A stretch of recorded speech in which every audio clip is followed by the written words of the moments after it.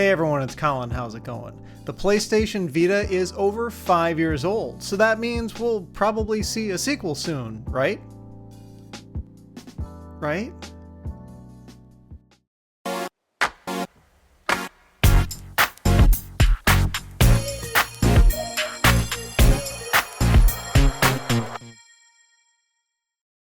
So at this point in time, at least here in North America, and I understand it's similar over in Europe, things are really kind of winding down for the PlayStation Vita. This is a topic that I've talked about before when I noticed that Sony had really kind of removed most mentions of the Vita from parts of the PlayStation websites outside Asia. That video ended up proving surprisingly popular. I kind of wasn't expecting it, but what I also learned from that video is that there are a lot of very, shall we say, passionate PlayStation Vita owners out there who weren't too thrilled to hear that things may be winding down for their favorite console. The PlayStation Vita was launched towards the end of 2011 in Japan and early 2012, at least here in North America. And sad to say, it never really set the world on fire in terms of popularity, which is in stark contrast to its predecessor. The PlayStation Portable had quite a robust and long lifespan and ultimately ended up selling something like 82 million units, had multiple generations of hardware, came in several different form factors, not just the regular kind of larger model, but also the PSP Go, which I happen to think is a very slick little console. And it enjoyed quite a robust software library. The PlayStation Portable really seemed to be a very popular alternative to what Nintendo was offering for dedicated handhelds. And in fact, the PSP ended up outselling some of Nintendo's own handheld models. But the PS Vita came along and, it looked like a really, really interesting console in terms of technical specs. It was way more powerful than the PSP, higher resolution screen, offered some new features like that big touch panel on the back. Admittedly, that didn't get used quite as extensively, I think, as Sony would have liked, but the Vita, in terms of technology and capability, really held its own. But the market really seemed to have other ideas. The Vita, throughout its lifespan so far, has only sold 4 million, dramatically less than many other game consoles throughout history. And surprisingly enough, to put it in context, that's only 500,000 more units than the Wonder Swan ever sold, and that console never really left Japan. So, some could say the Vita was a failure, it was a flop, it was a disaster, whatever words you want to use, and in one way or another, I think there's a kernel of truth to that sentiment. It really just didn't take off. But the question is why? Why was there such a big gap between the Vita and the PSP, and then, where are things going to be going from here? So for the TLDR crowd, really to sum up, it's unlikely that Sony is ever going to get back into the handheld gaming scene, at least for the foreseeable future. I really don't think it's going to happen. There you go. So those of you who don't have much time, you can go ahead and click away and move on to something else. For everyone else who wants to understand why is Sony, potentially not getting back into that market? Why is Sony just letting the Vita kind of die on the vine? Stick around, we'll kind of work through it here together. A lot of people like to say that that the Vita failed because of Sony's lack of marketing, and I'm not going to say no. I certainly agree that there was a definite lack of marketing for that console, but the cost of the console and the memory cards was a big factor. It wasn't the only one, though. And that's where we're kind of getting into where Sony is going now, right? I mean, the big thing starting in, say, 2011, 2012, moving on, smartphones, handheld, devices, tablets were starting to become big then too. And the entire market started to see a major downturn in sales because of the rise of smartphones and the fact that smartphones and these other mobile devices can play games. And the Vita wasn't the only console to get hit by this. Nintendo got hit by it too. Nintendo's DS platform, so all of the consoles in that series, in that lifespan, Nintendo sold 154 million of those devices, which is a significant number. But to date, the 3DS platform, which is also getting up there in years, just like the PlayStation Vita, the 3DS platform to date has only sold about 67 million units. That's a really big drop from just the previous generation, and it largely has to do with smartphone gaming. The convenience factor really is probably key to it. Most people already have a smartphone. Most people carry it around with them all the time. Why would you want to go out of your way to carry another device, no matter how small it is? And the PSP Go was a great test to try and get really small handheld gaming in the hands of consumers. But why would you want to carry around an additional device when your everyday carry already does it? So it was just a convenience factor in some ways. It was also that the hardware was just as, if not starting to be more powerful in smartphones than in these mobile gaming devices. And as the years started to go on, the screens were getting better, and just the convenience factor and quality factor just kept going up and up and up. And the final thing, which is interesting to think about, but makes a lot of sense, was actually the pricing model. You know, with traditionally with game consoles, other than just demos, we've seen games just be a fixed price for a purchase, right? Whether you buy a physical copy in a store, whether you do a digital download, you're going to pay a certain amount of money up front. You're going to download or, take home that copy of the game, and then that's it.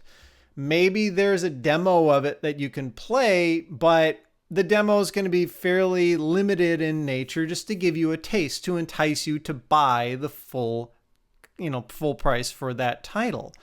With smartphones and the nature of them always being connected to the internet, enabling communication much faster, much easier, it sparked this whole free-to-play model, right? Where you can just get the game. The game is free to download, and they'll give you the first few levels for free even.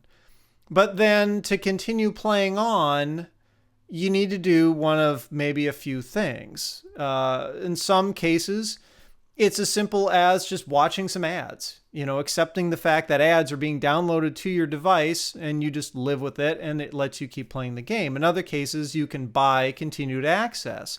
They kind of nickel and dime you through it. That's something that's really hard for even traditional handheld gaming consoles to do, because while Sony did try that with the Vita at first, with a version that had a cellular radio in it, you could stick a SIM card in here and it would be on the cell phone network, people didn't want to pay additional every month to get their game console online when they're on the go, when they're already doing that on their smartphone. So it just further pushed people more towards that mobile gaming and less towards dedicated handheld hardware. So I think the writing is clearly on the wall, whether we like it or not, whether we want to accept it or not. The concept of handheld gaming is really going away. Yes, I know the consoles are much more engaging, much easier, much more fun to play, because they've got maybe a more locked down, consistent experience, and you've got the biggest thing, physical controls. There are certain types of games that just don't translate well to touchscreen controls, and few people are going to want to carry around a dedicated controller to play with their smartphone. If you got to carry around an extra thing, well, you're back in the territory of, well, you might as well just carry around an entire console dedicated for that purpose. I think we just can't help but accept the fact that at least for a while, smartphone gaming is really where it's going to be at when it comes to being portable. Now, some of you are going to say, well, Nintendo Switch, it's groundbreaking in the way it does this whole hybrid home portable thing, and it's a portable console, and it's been doing pretty well. Yeah, but I don't really ever see people carrying around their Switch and playing it on the go. It's a little too big, a little too bulky, a little too unwieldy to use it the same way that we would use something like a PSP or a PS Vita or even a 3DS. And I think that's part of the reason why Nintendo has kept the 3DS lineup around. I'm willing to eat my words on this one after having predicted just earlier in 2017 that I figured the 3DS platform would die out in short order. Nintendo seems to still be putting, some weight behind that platform. Yet at the same time, even Nintendo is looking more towards mobile gaming, with obviously Pokemon Go, Nintendo being kind of peripherally involved in that being a huge success, and Super Mario Run and all these other mobile titles that Nintendo is either released or going to release for smartphone and tablet platforms. Even Nintendo, who arguably owns the handheld gaming market, even they have seen the writing on the wall.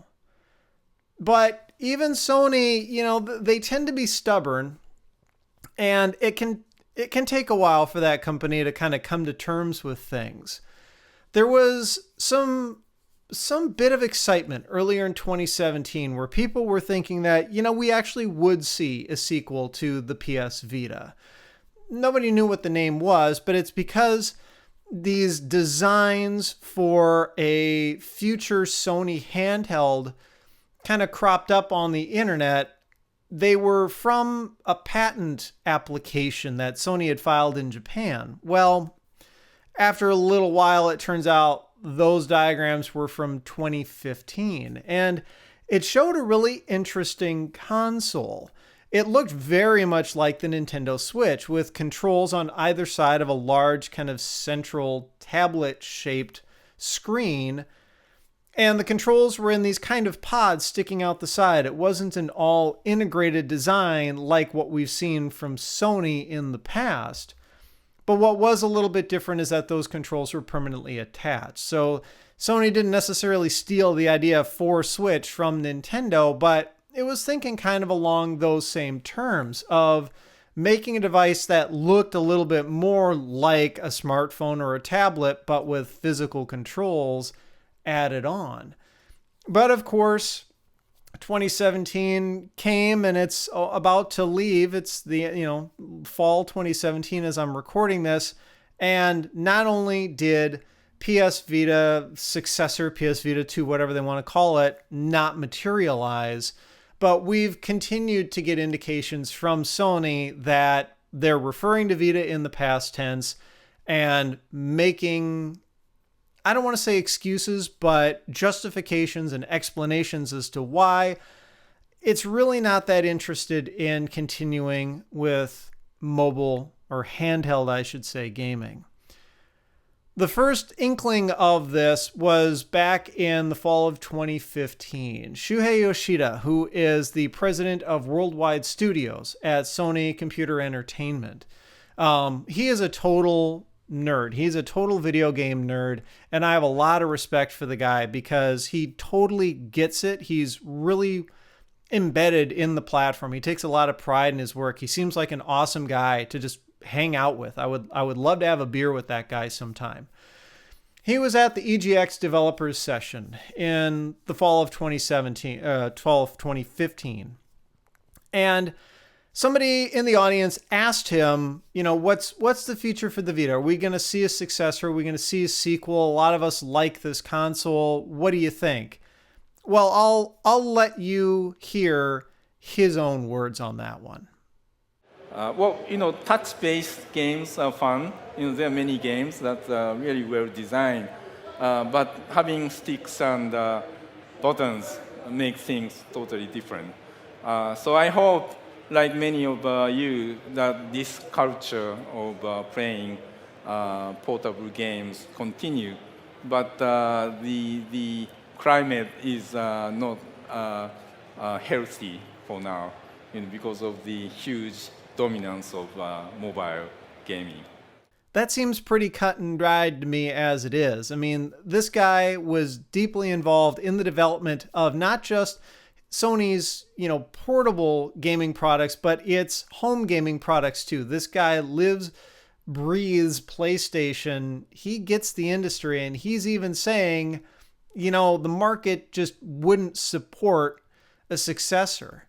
But his word isn't the last one. We've gotten even more recent comments from a couple of different people at Sony explaining just what's going on. The first one was from Andrew House. He is the soon-to-be former president of Sony Interactive Entertainment. He's going to be leaving that position at the end of 2017, as I understand. He's been there for a number of years.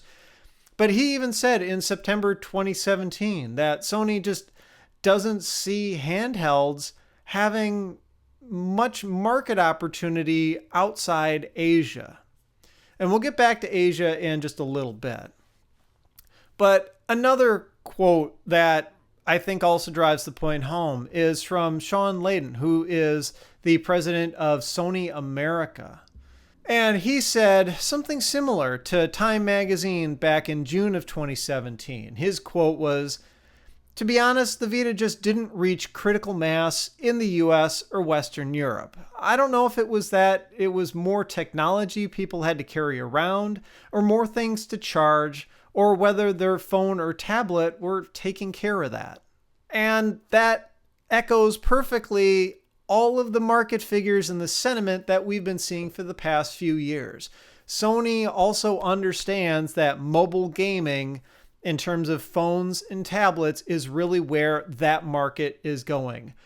Even though it's not the perfect platform to be playing some types of games on, that's just where it's going. And Sony can't stick money into products that are ultimately not going to either turn a profit or really even be worth the R&D time. I'm not going to say that the Vita was a failure, because I think it was groundbreaking in some ways, but it's clear that it just didn't sell enough to really keep that market moving forward. And I'm also pretty sure that the 3DS platform very well may be Nintendo's last dedicated handheld console. If anything, Switch is going to be carrying that torch forward. But Nintendo is still in it in some ways. And we're talking about Sony in this episode. And, Sony just hasn't had that tradition of really doing kind of weird hardware. As weird as Sony can be sometimes, and Sony does weird hardware, it hasn't really done that from the gaming standpoint. Sony's offerings have actually been, I don't want to say bland, but traditional the entire time in terms of the way that people play them. I mean, even PS Move, well, that was just really kind of a knockoff of the Wii and the whole motion control craze that we've seen really kind of get tempered in the last few years.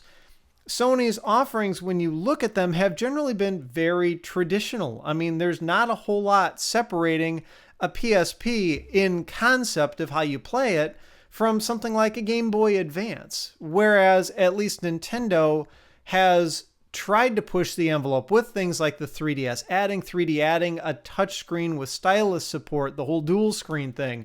And now with Switch, it being this hybrid home portable thing, at least Nintendo is trying to evolve that market, or at least try things to see what may work.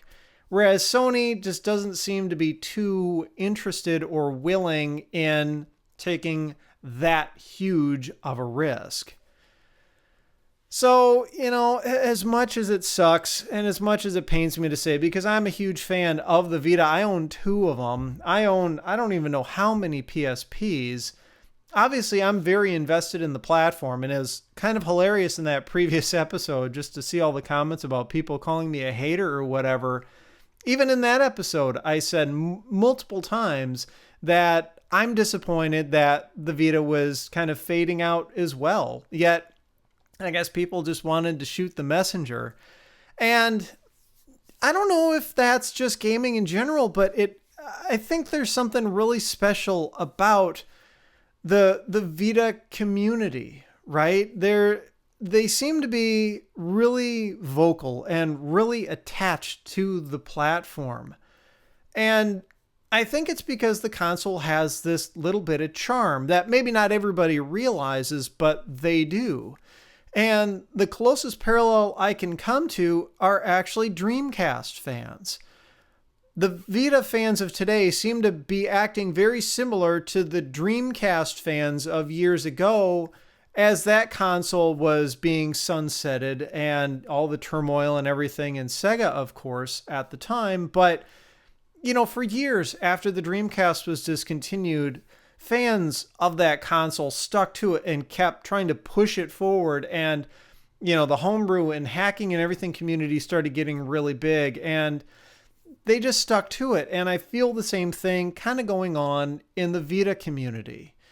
Now, is the Vita completely dead? No. And that's something that some people tried to take me to task in that last video as well, was I was declaring the Vita dead. And I'm still going to say, the Vita for the most part is dead. Why? Because you cannot find new hardware in stores outside Asia. It's incredibly difficult. Sony doesn't list any retailers on its website for the Vita. In fact, it's really even hard to find any pages about the Vita on Sony's website other than brief mentions about the games themselves. You look through all the major retailers, at least here in the US, and none of them have the Vita in stock, not even Amazon. The closest you'll get are third-party sellers or used units. So I'm still of the mindset that, the Vita, it's pretty much done, but that doesn't mean that support has ended. And I'm actually kind of surprised and happy with Sony that it's been keeping support around as long as it has. I mean, it'd be obviously less expensive for them to simply pull the plug entirely and say, you know what, we're going to sunset PS Vita games on the PlayStation Store, and we're going to stop, offering developers support on all this kind of stuff. We're going to, phase out support for the warranties and all that, everything, for out of warranty repairs and everything like that.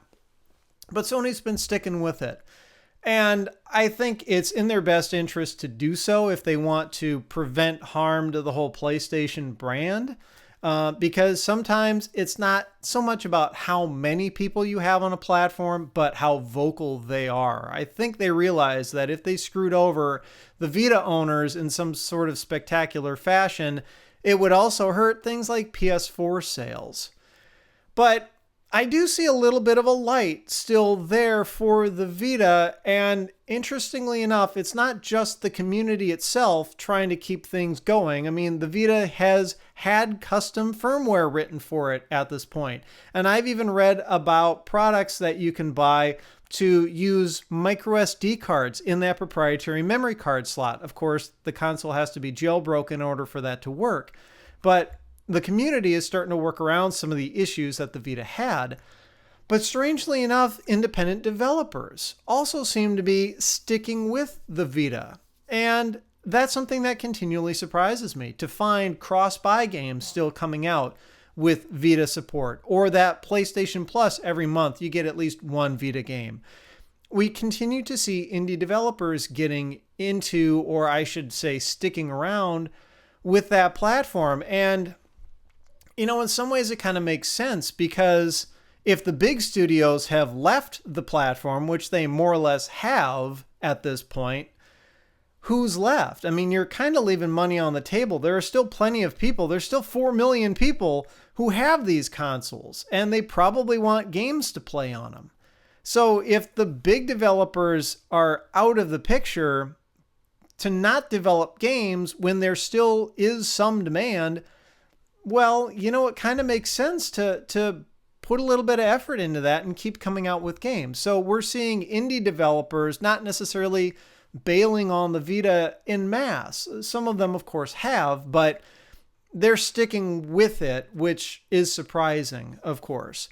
And then finally, to talk about Asia. Asia has always had a little bit of a different culture when it comes to gaming. The Game Boy and all these other consoles that never even made it to the US. The WonderSwan was a great example. The Neo Geo Pocket Color made it here, but it did horribly compared to in a country like Japan. Asia has always had this love affair with handheld gaming, and that's a topic that I want to dig into deeper someday. I need to do some research on it to figure out exactly what all the factors are. But the Vita still sells in Japan. Does it sell briskly? No. Can you still find them at every store? No. In fact, I got this Vita, which is one of the Japanese exclusive colors. I originally wanted to get this one new, and I had a friend go to Tokyo one time, and when he was there, he was looking for this for me. He couldn't find it. This was a current color at the time. None of the stores had it in stock. He asked, they're like, yeah, no, we haven't had that in a while. I ended up picking this one up used. It's in perfect condition, but you know, even in Asia, the stock levels are starting to kind of shrink. But games keep coming out for the console from the big developers over there. So that's the other little bit of light, you know, that's still shining for the Vita, not just the indie consoles, but the Asia region. One of the smartest things that Sony did. We kind of got burned by the whole memory card thing, but Sony left the console unlocked in terms of regions. Like I said, this is a Japanese Vita. Not only can I play US games on it, but I could set the entire menu to English.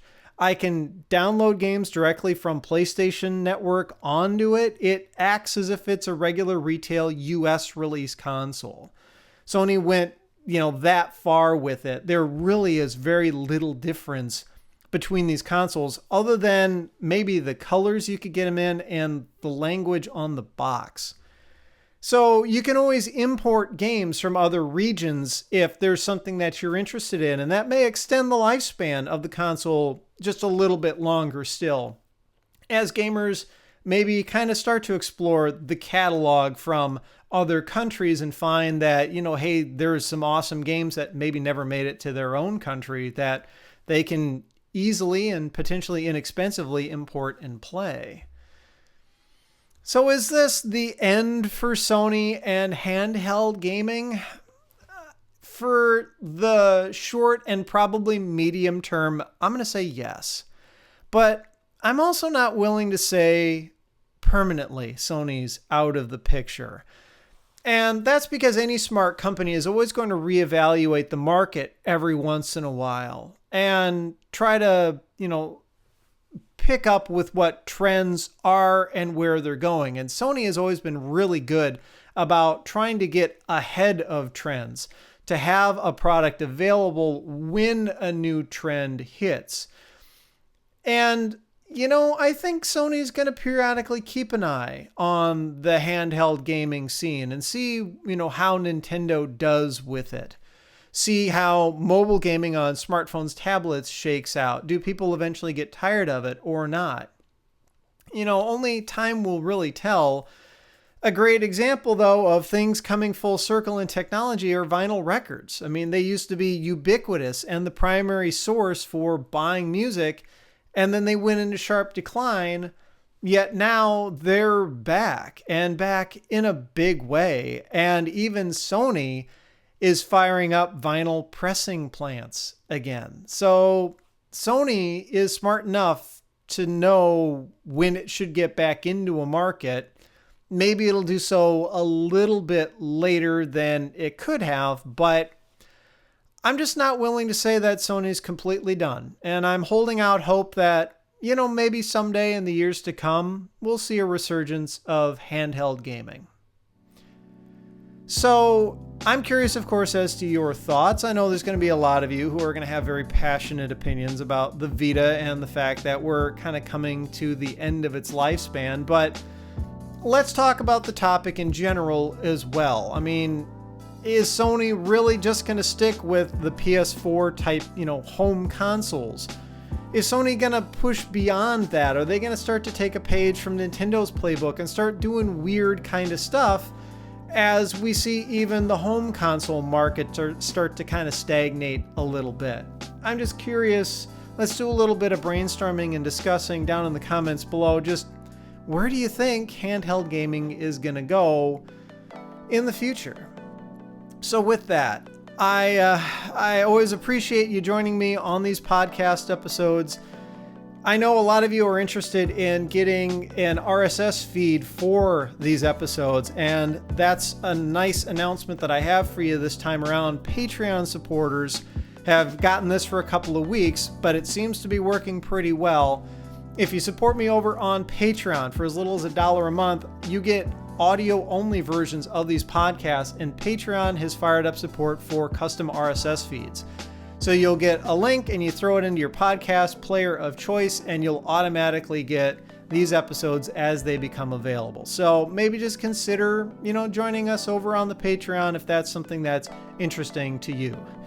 But in any event, if you like the episode, I would appreciate a thumbs up. Be sure to subscribe if you haven't already. You can follow me on Twitter and Instagram at thisdoesnotcomp.